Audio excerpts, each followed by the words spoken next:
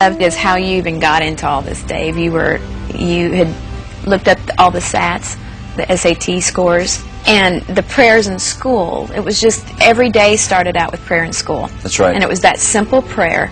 And then after that, can you talk about that for a second? What happened was you have the first public school law passed in America, 1647. And from 1647 for over 3 centuries, we had prayer at school, a regular part of what we did.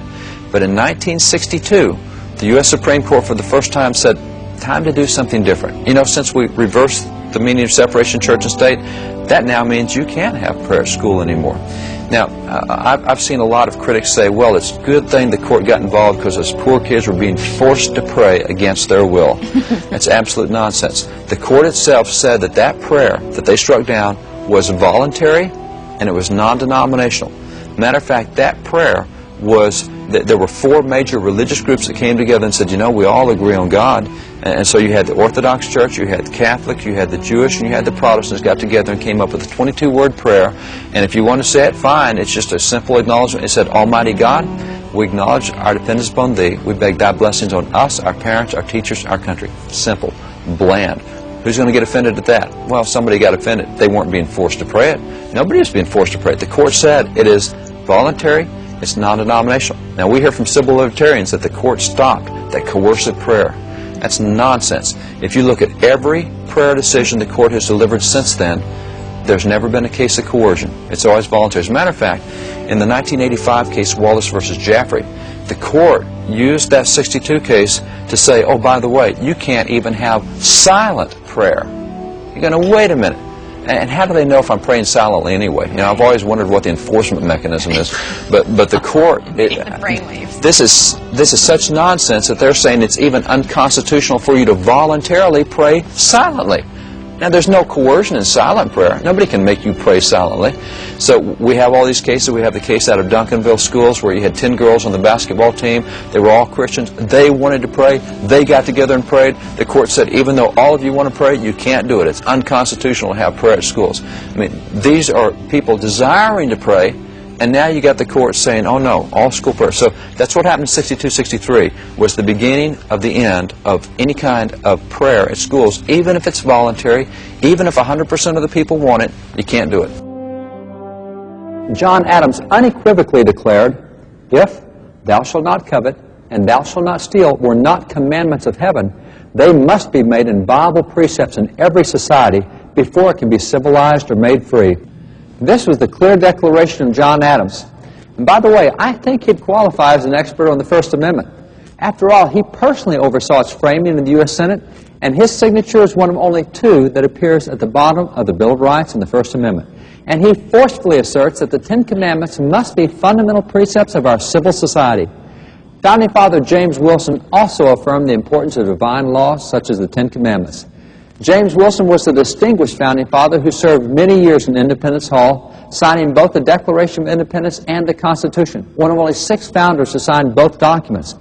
He was then appointed by President George Washington as an original justice on the U.S. Supreme Court, where he served in the court for its first 9 years, including when it met here in this room next door to Independence Hall. Significantly, James Wilson was the founder of the first organized legal training in America. In fact, these law books contain the lectures he delivered to law students here in Philadelphia while simultaneously serving here as a justice on the U.S. Supreme Court. These are really the first American law school textbooks. James Wilson, having helped write the Constitution and then taught students about it, would certainly know what is and is not constitutional. So did he think that divine laws such as the 10 Commandments, must be kept out of public view? Here's what he clearly explained to students. Human law must rest its authority ultimately upon the authority of that law which is divine. Far from being rivals or enemies, religion and law are twin sisters, friends, and mutual assistance. James Wilson certainly did not believe that the 10 Commandments or divine law should be kept from public view. And many other founders made similarly explicit statements. Furthermore, early courts issued literally dozens of rulings citing from the 10 Commandments as a legal authority on numbers of diverse issues. In fact, so clear was the civil recognition of America's reliance on the 10 Commandments that for decades one was more likely to find a copy of the Ten Commandments hanging in a government building than in a religious one. Yet despite this lengthy history of reliance on the Ten Commandments, the court suddenly held that students could no longer see the teachings that are the basis of our laws. In modern politics, the term separation of church and state is most commonly used to ban acts of faith in the public arena. But a closer look into history reveals the intentions of this phrase to be just the opposite. How then has our history been redefined and rewritten? Discover our nation's godly history in the American Heritage series. America, this is your heritage. The phrase separation of church and state, where did that come from? The first time in human history, you got to go back into England in the 1500s. A theologian, Richard Hooker, was the one who used the phrase. He's one of the guys associated with the Reformation. In the Reformation, you've got a lot of the reformers teaching the concept of separation, church and state. They're teaching, look, we've got to get the two institutions apart. This thing of having the church and state run each other, of having the church with the sword, and of having the state decide what religious activities, not to be. Okay. So they were advocating institutional separation, but then Richard Hooker, theologian, is the first one who used the phrase separation of church and state. So since that time, the original phrase was used in what year? The original phrase was used back in the 1500s in England. Okay, from 1530 to 1947, it was consistent in its meaning? Consistent in its meaning. And then it changed in 1947. We have a completely new meaning, and today Americans think that the current meaning is what it's always been. Okay, so that just means that we just have people in the wrong places. That the government is filled with misinformed people that we have to change. Well, this is one of the things that we continue to reteach this myth that goes again and again. It's in our textbooks. Yeah. We hear it every time a decision comes down from the Supreme Court, because the court tells us that the Founding Fathers wanted separation of church and state, and therefore you can't have this religious activity. We hear it from the court. It's repeated when the press repeats the decisions of the court.